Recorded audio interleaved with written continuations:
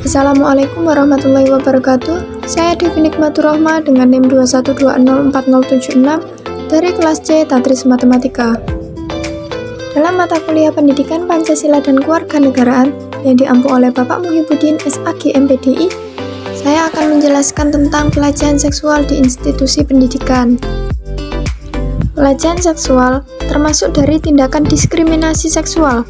Berbagai negara telah membuat peraturan untuk menanggulangi terjadinya seksisme dan diskriminasi gender dalam dunia pendidikan.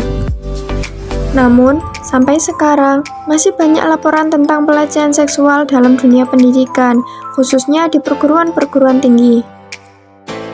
Banyak dari mahasiswa yang mengalami pelecehan seksual selama masa belajarnya.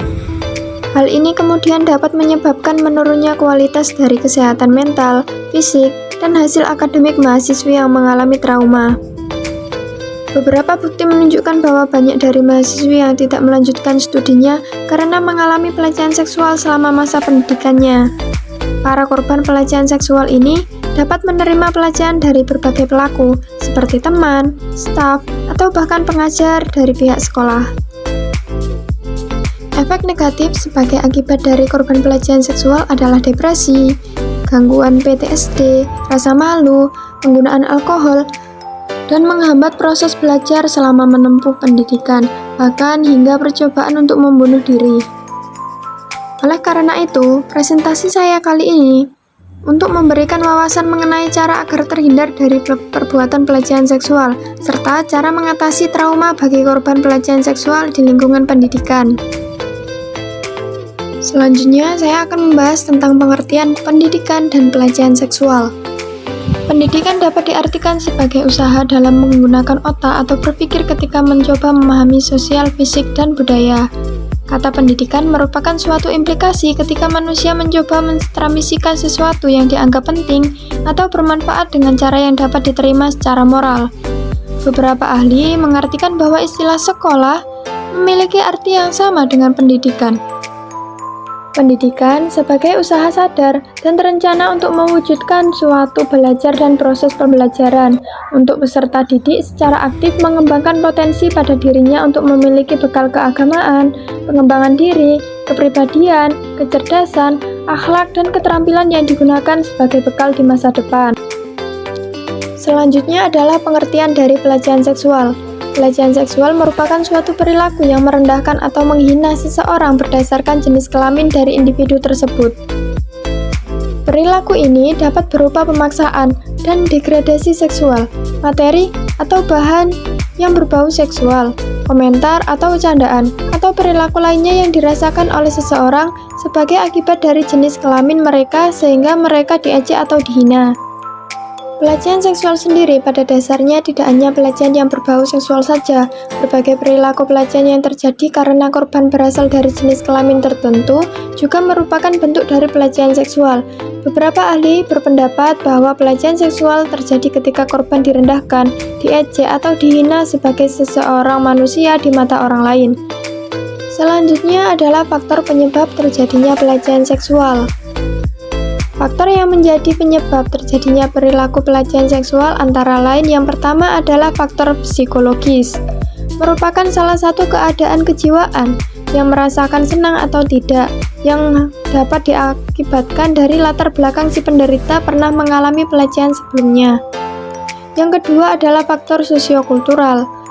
Faktor sosial dan budaya juga mempengaruhi terjadinya tindak pelecehan seksual, seperti dalam dunia maya, banyak media yang menampilkan gambar pornografi sehingga dijadikan contoh negatif bagi si pelaku.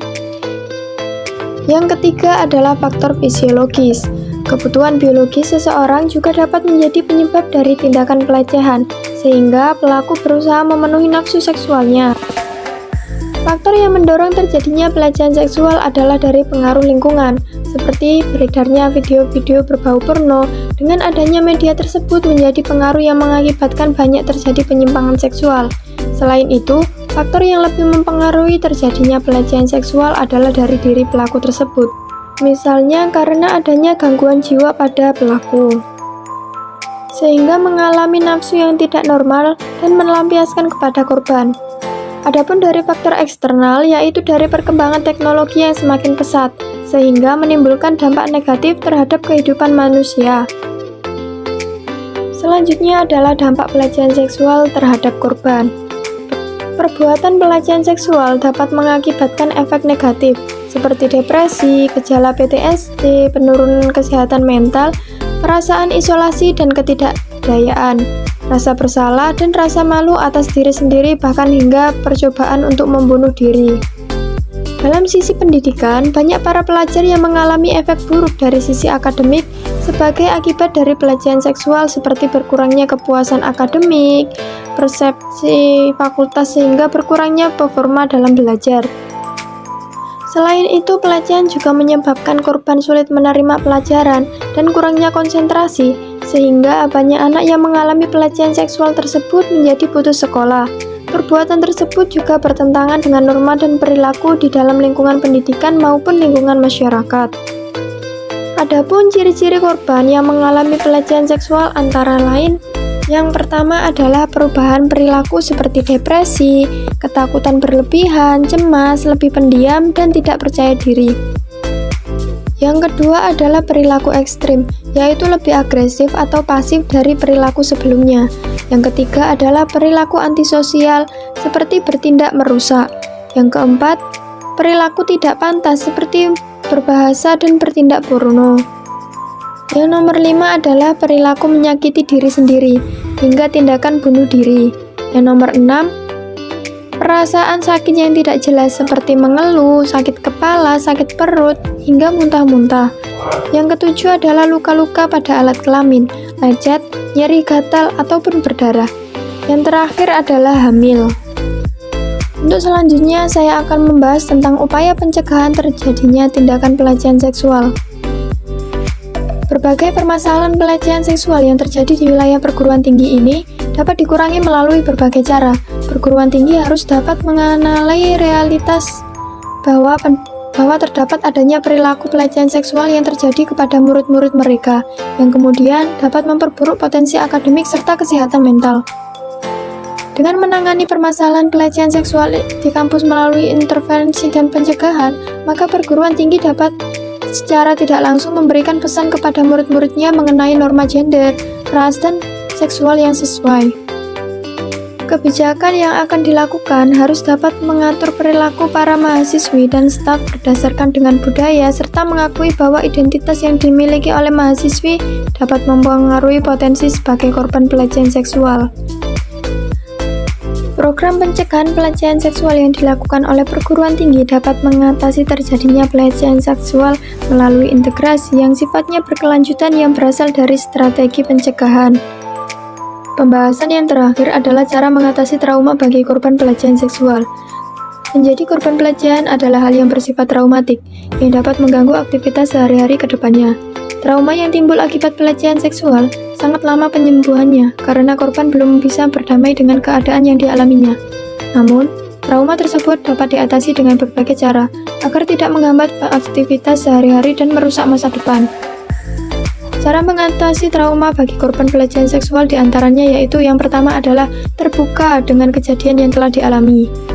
Dengan berbagi cerita secara terbuka dan terus terang kepada orang-orang terdekat seperti keluarga, sahabat, pasangan, ahli psikologis, polisi, maupun dokter, maka dapat membantu untuk mengatasi masalah tersebut, sehingga korban dapat lebih menerima keadaan, menerima pengalaman yang telah terjadi sebagai pelajaran.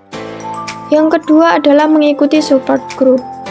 Bergabung dengan support group adalah salah satu cara efektif sebagai bentuk terapi untuk proses penyembuhan. Support group adalah kelompok bagi orang-orang yang pernah mengalami masalah dan pengalaman yang sama.